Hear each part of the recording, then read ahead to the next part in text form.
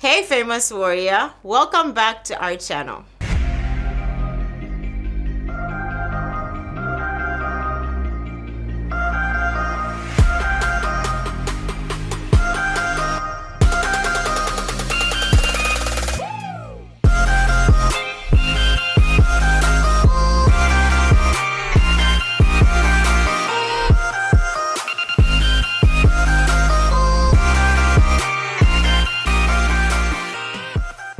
Today I have my sister in the house, y'all. I am so excited. I'm just like praying that we can stay on track and actually talk about what we are supposed to be talking about right now. But in the house I have my cousin, my sister. We literally have been twins, pretty much.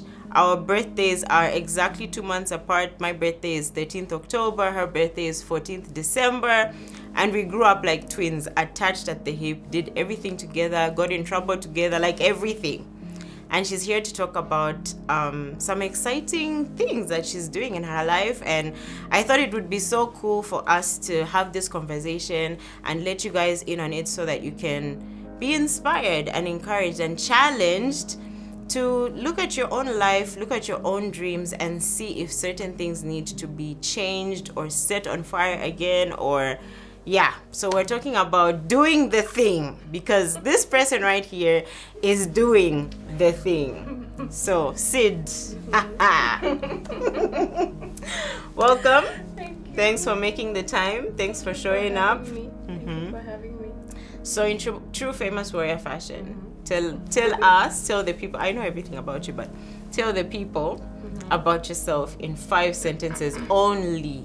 Okay, I'll try. In 5 sentences. Okay, so firstly, I know everyone knows me as Sid. Yeah. My full name is Siddika Karim, because I'm married. Yeah. 5 sentences. Firstly, I love God. I love our Creator, and all the things that He's blessed me abundantly with. Secondly, is that a sentence? Yes. yes. So second. No, this is your third. You said your name as the first thing. Okay, Yes, so third, I love to love. I love to love. I love to help where I can. I love kindness. What else? You love to laugh. I do always love to laugh out loud when we're together. I do love to laugh. And we can talk for hours. That's true. Yeah. I love conversation. I love good vibes, positive vibes, good conversation. I thrive on good conversation. Yeah. That's what, 4? More than 4 now, girl. But I don't think you can end this intro of yourself without mentioning your love for food. Yes. Oh yes. Oh yes. Yes. You do know me. I am an absolute foodie. Yeah. I love flavors. I love different diversities of flavors and all the like food cultures out there. I love to try them out. I'm just a love. And I have a friend that we share this with completely. We just connect on food. Yeah. I am a foodie. Okay, awesome.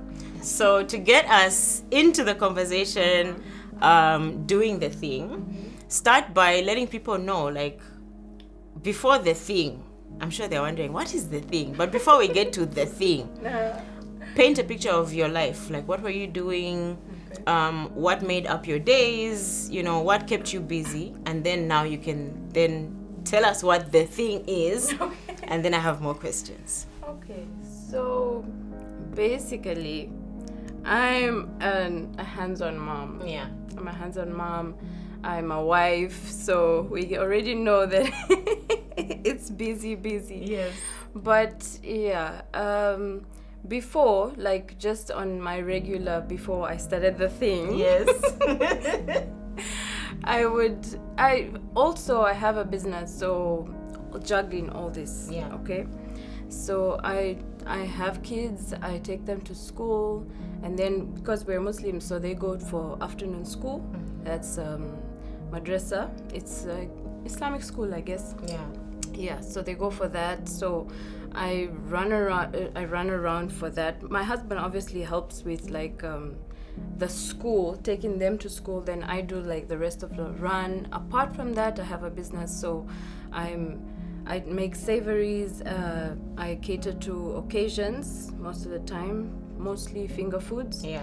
And cakes and other sweet treats. Yeah. So among all juggling all this Yes. is basically what I've been doing for the past with the business. I've been juggling it for the past 7 years, and then mom and everything else for 12 years. Yeah. Yeah. So the reason I asked that question is because I want the people listening to understand that you already had your plate full. Yeah, you already had your plate full. Absolutely full. Someone would think, but you're already doing the thing. You're an entrepreneur. Yeah. You had your own business going. It's working. It's thriving. But why was this need for more? Why was this desire to do a new thing? Like, where did it come from? And how does it now fit into what was already happening? Like, yeah, does it fit at all? Are you still figuring that out? Did you already visualize how, okay, if I do this, this is how it will fit? Or was it just this desire? Like, paint the picture for us. Go back to that moment when you were like, okay, am I crazy? Am I losing my mind? Or is this like, what's going on here? Okay. I don't even know where to start. I don't know where to start. I think this stemmed from my son. I would say a week after his birth, he had a skin condition. So he was like, he just broke out. He just had a rash that just wouldn't settle. We'd go to the hospital. They would give medication that would last a few weeks, and then he's okay. Not 100% he's okay, but still, dealing with this rash. And it would go on and on and on until we just learned to live with it. I literally changed my diet because I was breastfeeding. I changed my diet completely, cut out all the allergens, So it was a whirlwind of trial and error, even with just skin products. You know how sensitive skin babies are. Yeah. So it was trial and error. But we came to a kind of like a settlement. We settled, at some point we had a bit of a comfortable skin, but not 100%. Right, okay. So then there was a time I was just kind of frustrated with this, and I just started reading. Okay, I just started reading, picking up like information and articles about just what he's going through, not even really about other skin conditions, just targeting what he was going through. And then I started reading and just understanding it better. Understanding it better helped me to like find the things that actually worked. So when I found the things that actually worked, and I mean, it was trial and error already. Yeah. So I went out and got the stuff. I mean, if it doesn't work for him, I'll use them, That's what I was just putting out there. So I went out, got stuff I had this thing in my mind that, okay, this is what's going on, this is going to work, and then we can start from there. Yeah. And it worked. Wow. It worked.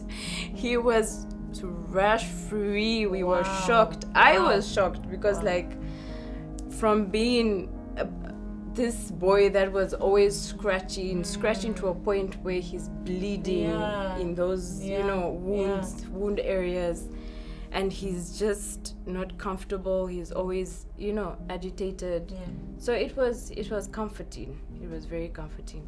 And then because of all that research and all that reading I did, yes, girl, it just felt so interesting. Like, this is interesting. And I started reading into other skin conditions. And from other skin conditions, I was like, you know what? Why should I end here? Why would I end here? If it's this interesting and if there's something here, like, why would I end here? So then I found an online course. Yes. And I got started on that course. I got it done. I finished, but it just felt like it's not enough. It just felt like it's not enough to get me to where I want to be. Yeah. Okay. And yeah, I guess I can say I grew a passion from it. Yeah. I grew a passion from it. It started from skincare. Yeah. But it went into this thing that just grew in me and on me, you know.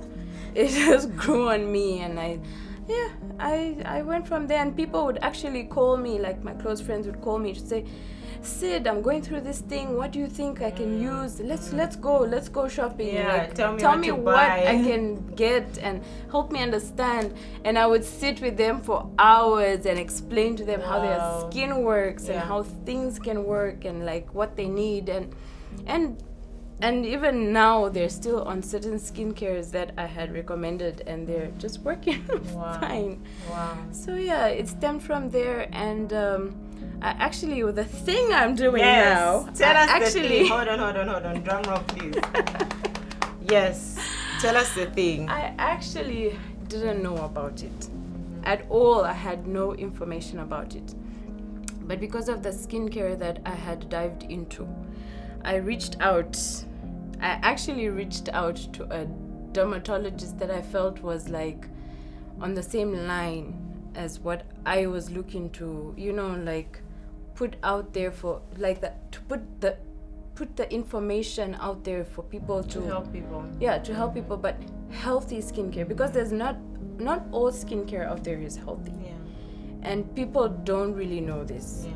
So when I watched this doctor speak, I was like, this is what we need in Zambia. And where did you watch her from? She had an Instagram, what do you call them, lives or something. Okay. She was being interviewed, also because she's a dermatologist. So also for whatever it was that she was, the topic she was talking about. Yeah. And it just felt, I think it was acne that she was talking about, and whatever she said was exactly what I've been reading about and what I wanted to do. So I reached out to her. The first time I reached out to her, she didn't even reply. She must have thought, what's this, scams? Yeah. And then I reached out again, and she finally replied, and we just connected. Yeah. We just had a common interest, and we just connected. We really did. She wasn't what I thought. I ended up growing a friend in her, So we connected, we would chat, and then I started working with her because she had a page already. She still has a page on Instagram about dermatology. So she does online consults and all. Okay. So so I started working with her for content, just content information about skincare. Like I would set up everything. I would not everything, but I would set up some information and obviously running through her to make sure it's okay, and she would go ahead and post it if it's fine, and just to get me started into guidance, from a professional. Yeah. So I started working with her on that, and then she advised me. She was like, Sid, I mean, if you're so passionate about this, why don't you do clinical medicine? Wow. And I was just like, what's that? What is that? And she's like, actually, I said I wouldn't manage. That's what I told her. I said I wouldn't manage. I have a lot on my plate right now. I have a business. What time would I have to study a full course that needs me to be there the whole day? Yeah.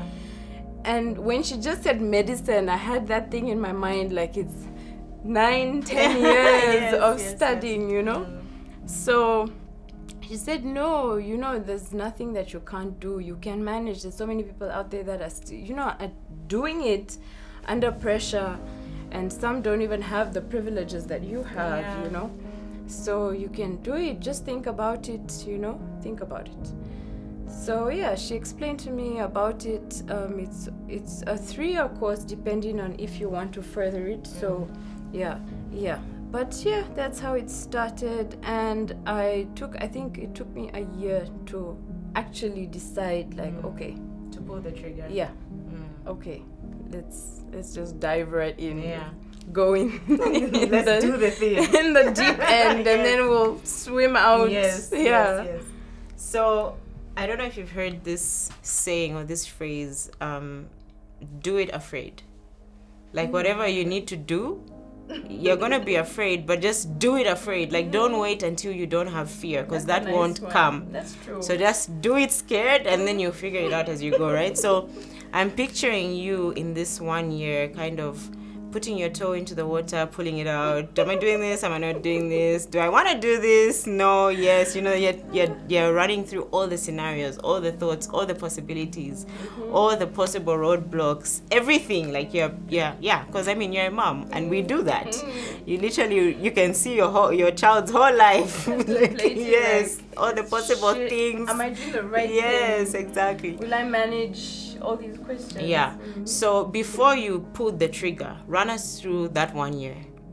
What were some of the biggest roadblocks that you were anticipating, like thinking that you would face, that were hindering you from just going in and just doing it? Aside from the obvious, which is you're a mom of small kids, you're a wife, you've got your business, your plate is already full. So aside from the obvious thing, what were some other things that you were just like, okay, or maybe unpack those a bit more. Give us, some detail about one or two big roadblocks that you were like, eesh.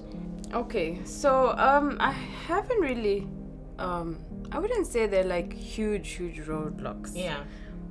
But I've always had this thing thinking I'm incapable. So that was the thing I was only worried about. Your insecurity. Yes, like, am I capable to study? Am I capable to sit for exams? Am I capable to work in a hospital setup, because we do go for clinicals? Am I capable, like, to interact with people, just even in a rural setting? So it was a bit worrying. I wasn't really worried about not much about the socializing, because I do love people. You're a social person. I do love people, so it wasn't really something I would say was a thing. But the only thing I used to think was, am I gonna do it? Like, will I be worthy enough? Am I smart enough? Am I good enough? Yes. Am I smart enough, exactly, to get it done? Will I read to that extent where, like, I'm understanding work, and at my age, with children, and a husband, where when you get home at the end of the day, you just want to relax, Yeah. So I think that was the most thing I would think of. Wow, that's really interesting. Because I'm sure everyone else can relate. It's not so much the things that we fear or are doubtful about that are on the outside. It's mostly what's on the inside. It's true. And most of the time, I would tell you, I'm sure even my classmates would say, I come out confident a lot of the times, and most of the time they think I know most of the stuff. And I'm just like, what the heck am I doing here? I'm floating with you here, like we're surviving together. The same boat. It's just that because of the interest that I've built with it, I kind of read a lot. About, like, even just like the videos I find myself watching. Most of the time are medical stuff.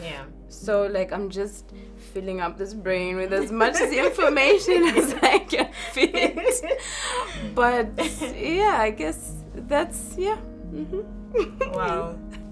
Okay, so we're past the 1 year of doubting ourselves, dealing with the insecurity monster and all the things, and we make the decision to finally pull the trigger. I'm gonna do this thing. I'm gonna do it scared. I'm gonna do it insecure. I'm gonna do it even though I have no idea how it's actually going to play out, because I've never done this before. And you pull the trigger. You go, you pay your school fees or whatever it is that you did to pull the trigger. Yes, literally.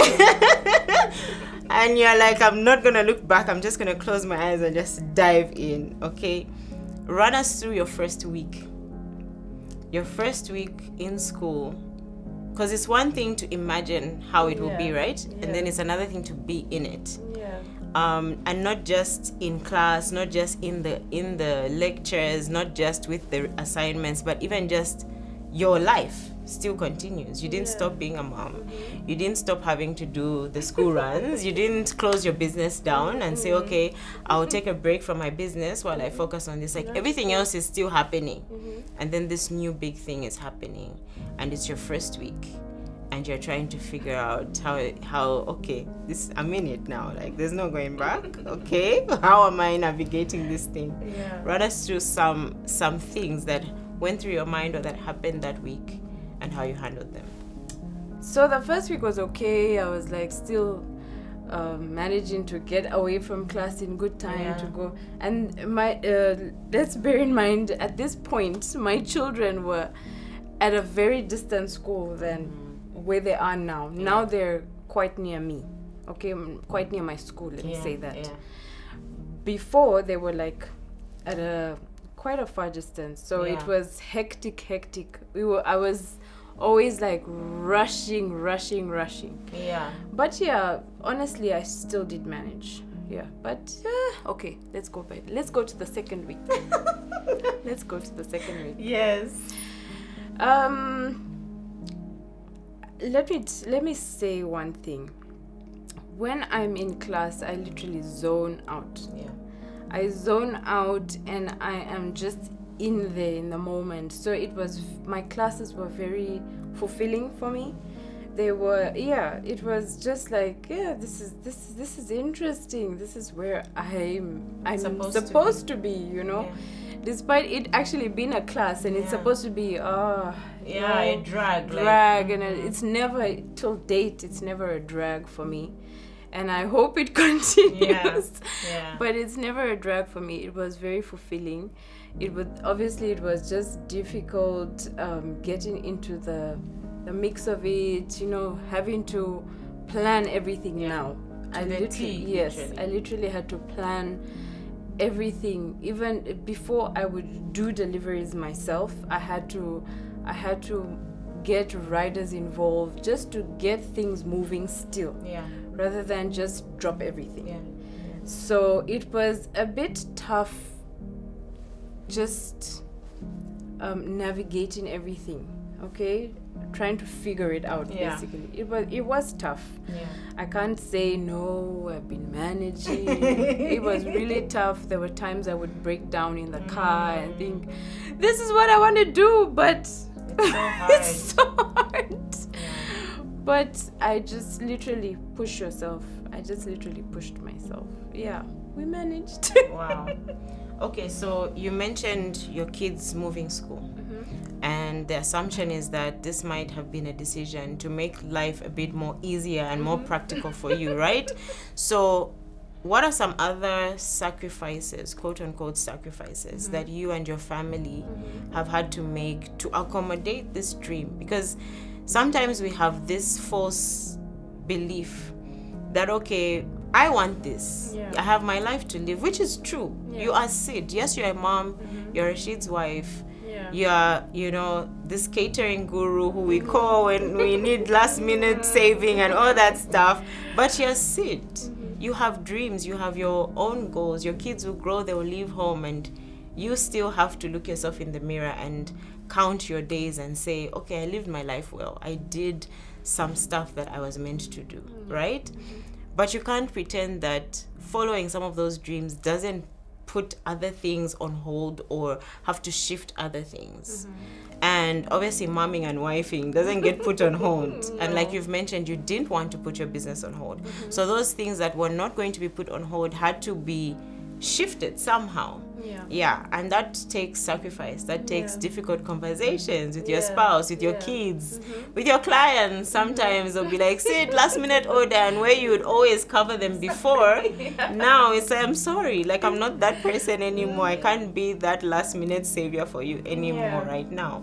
So yeah, tell us some situations or stories that happened like that, where you had to make some sacrifices and make some shifts to accommodate this big dream. Yeah. Okay.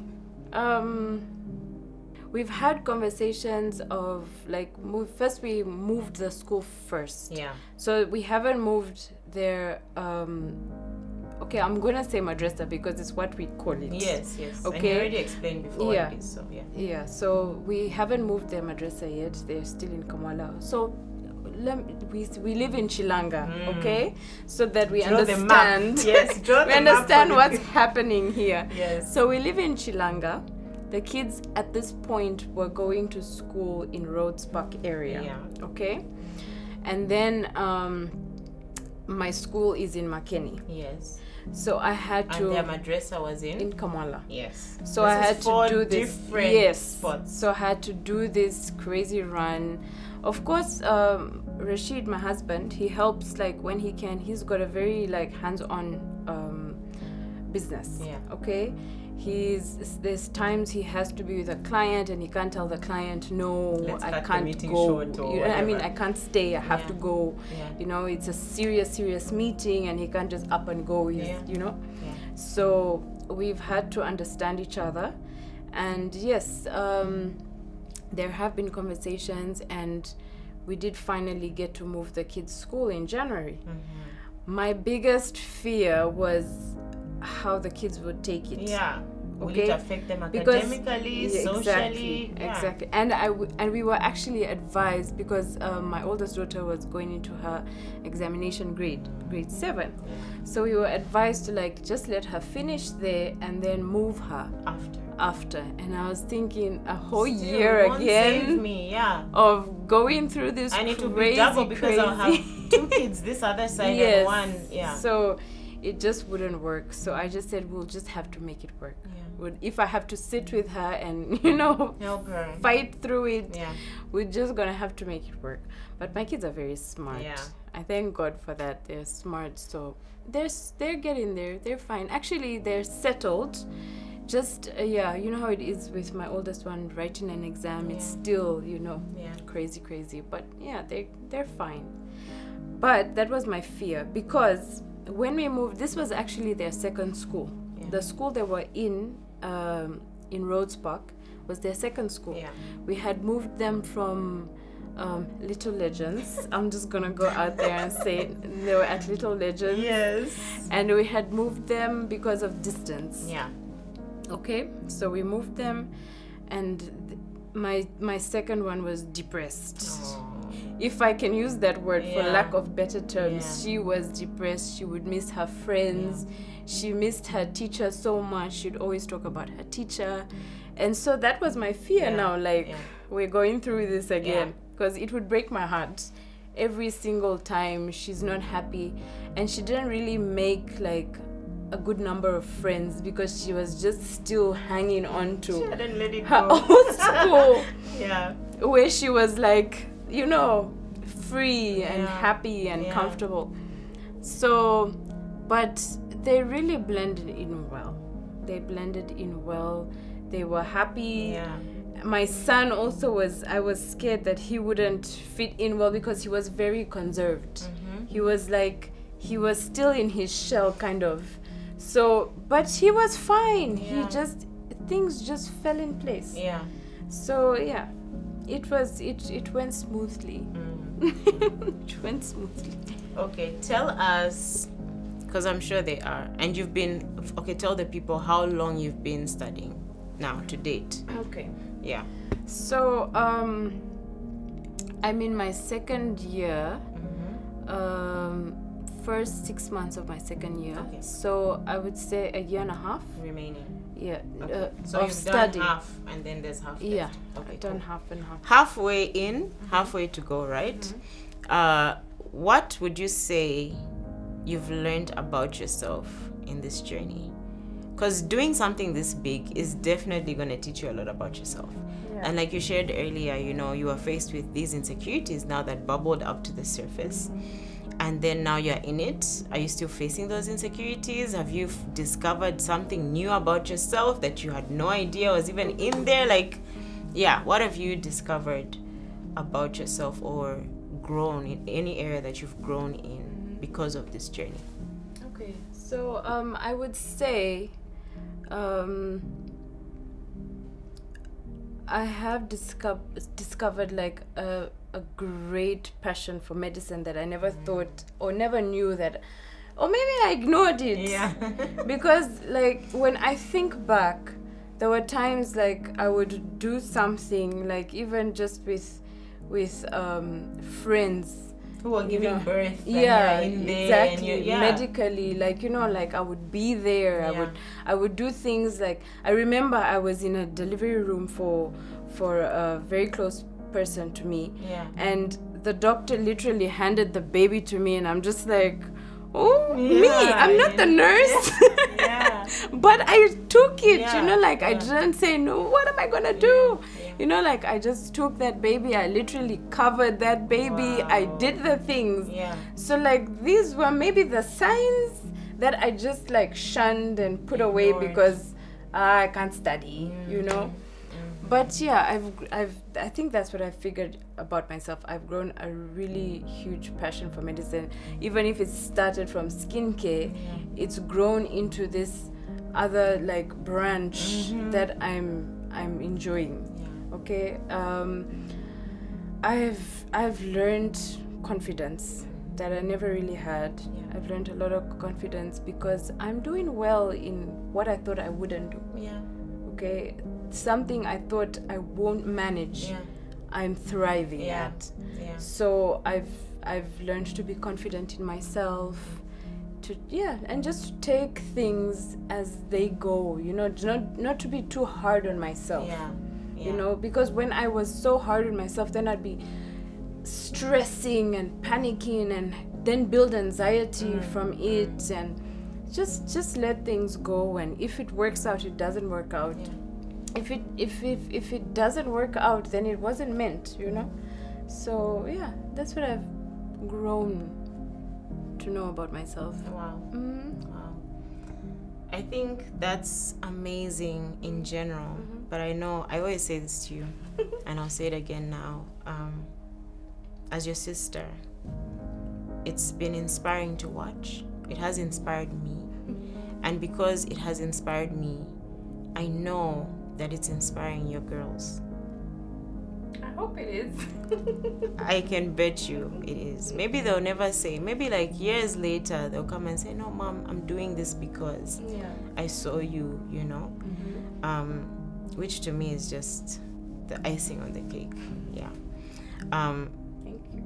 In that vein, things you've learned about yourself, but you haven't been able to achieve halfway through your studies on your own with no support.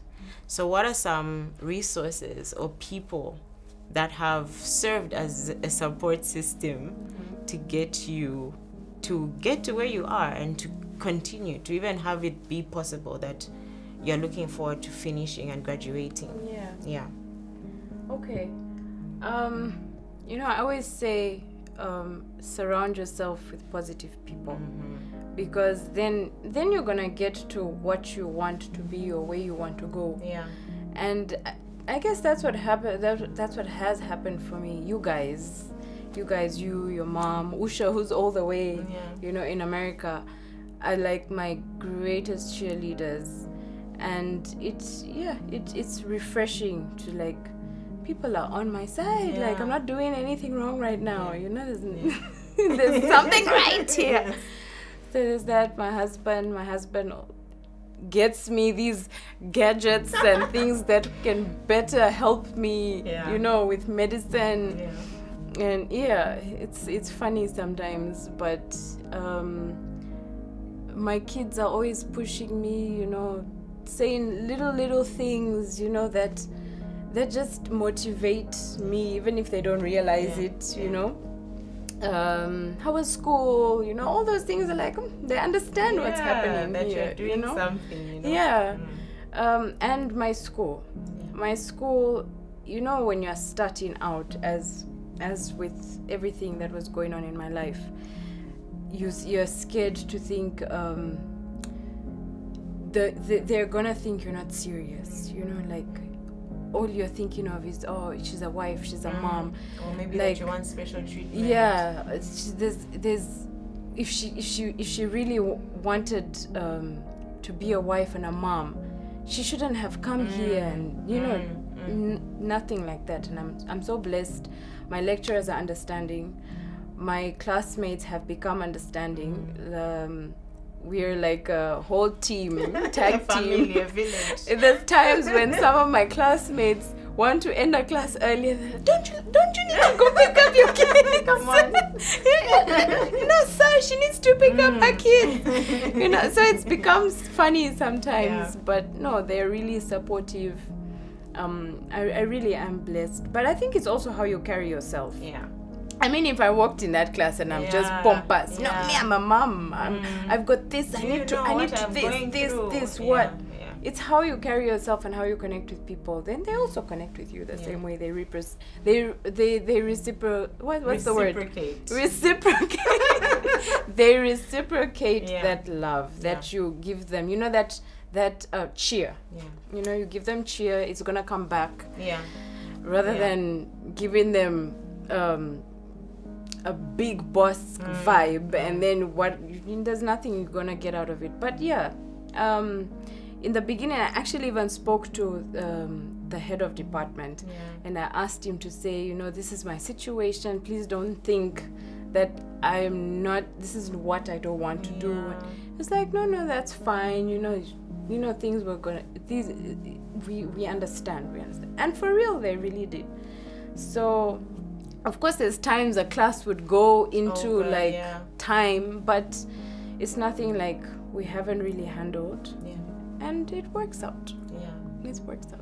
Awesome. Thank you for being here, for sharing your story, for coming here to encourage me, to encourage my people, my community, the famous warriors out there, because you're also a famous warrior. But just as a last thought, two last things actually. What's next? Yeah, because I'm sure people are like, okay, and then like, So we've got a year and a half to go. Then what's next? And then you can end with just encouraging someone out there who might be where you were in that 1 year that we mentioned, you know, of I really want to do this, but yeah. Of course, someone would say, no, you can't stop here. You have to, you know, this is like your foundation. You have to build on it. And that's what I want to do.